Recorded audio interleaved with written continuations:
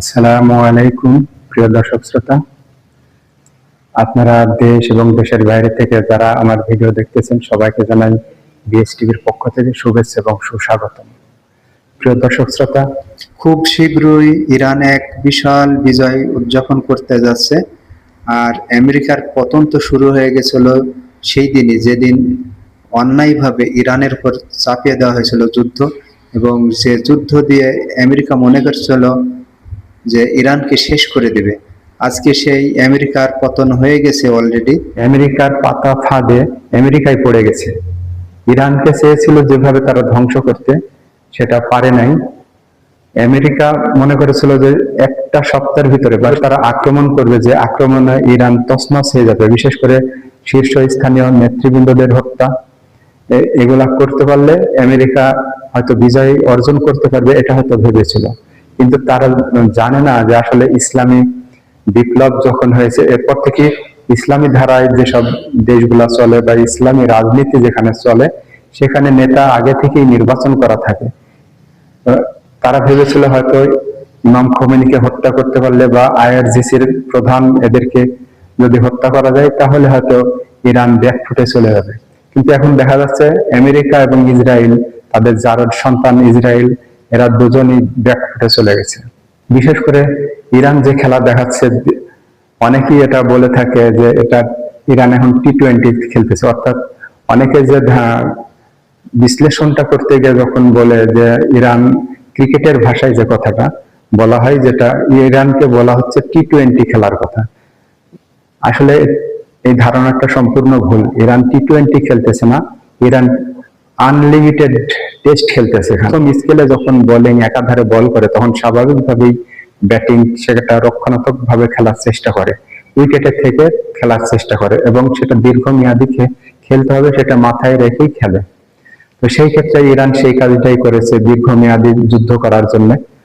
তো যখন দেখা যাবে প্রথম স্কেল দ্বিতীয় স্কেল যখন বোলিং করবে বোলাররা, সাধারণত ফার্স্ট স্কেল সেকেন্ড স্কেলে বোলাররা যখন ক্লান্ত হয়ে যাবে, তখন সাধারণত নর্মাল বোলাররা আসবে, লাস্টে গিয়ে সিক্স সাইড খেলবে। তো ইরান ঠিক সেটাই করতেছে, যেটা ক্রিকেটের ভাষায়, আমি এটা আসতাম না এখানে, কিন্তু অনেক বিশেষজ্ঞরা এই ক্রিকেটের ভাষা ইউজ করছে বিধায় আমি এই কথাটাই বলতেছি।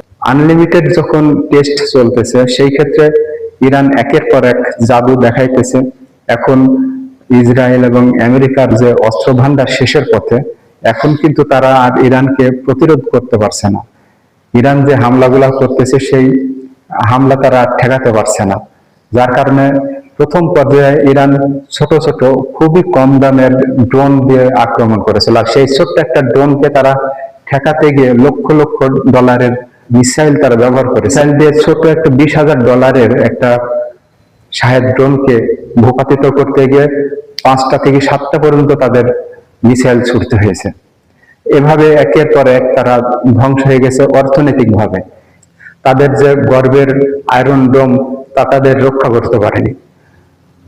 ইসরায়েলে যে পরিমাণে ইরান আক্রমণ করছে, সেই পরিমাণে ইসরায়েল প্রকাশ করতেছে না। তাদের মিডিয়াগুলা, প্রিন্ট মিডিয়া, ইলেকট্রিক মিডিয়া, এদের উপর এক ধরনের নিষেধাজ্ঞা দেওয়া আছে। যদি তারা এটা প্রচার করে, তাহলে তাদেরকে তাদের লাইসেন্স বন্ধ করে দেওয়া হবে। এই কারণে তারা প্রচার করতেছে না। ইরান হাইপারসনিক ক্ষেপণাস্ত্র যখন মারতেছে, এটা তো অবশ্যই ক্ষতি হয়েছে, কিন্তু সেই ক্ষতির হিসাব, সেই মৃত্যুর হিসাবটা তারা দেখায় না। এটা হচ্ছে তাদের আলাদা একটা কৌশল।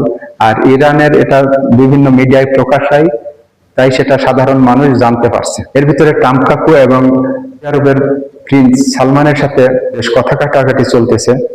দুই দিন আগে ট্রাম্প কাকু বলেছে সৌদি আরবের প্রিন্স ফয়সাল তার নাকি পাছা চাটে। আসলে খুবই নোংরা ভাষায় কথাটা বলেছে, যার কারণে এখন সৌদি আরব আমেরিকার উপরে ভীষণ ক্ষিপ্ত।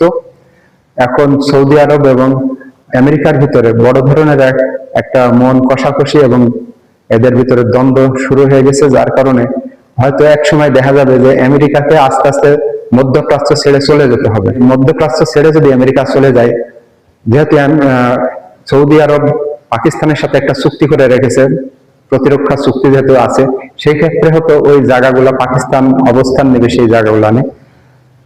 গতকালকে প্রিন্স ফয়সাল বিমান ঘাঁটি ছিল, সেটা ধ্বংস করে দিয়েছে। সেখানে মিলিয়ন ডলারের 3টা বিমান ধ্বংস করে দিয়েছে ইরান ক্ষেপণাস্ত্র হামলা করে।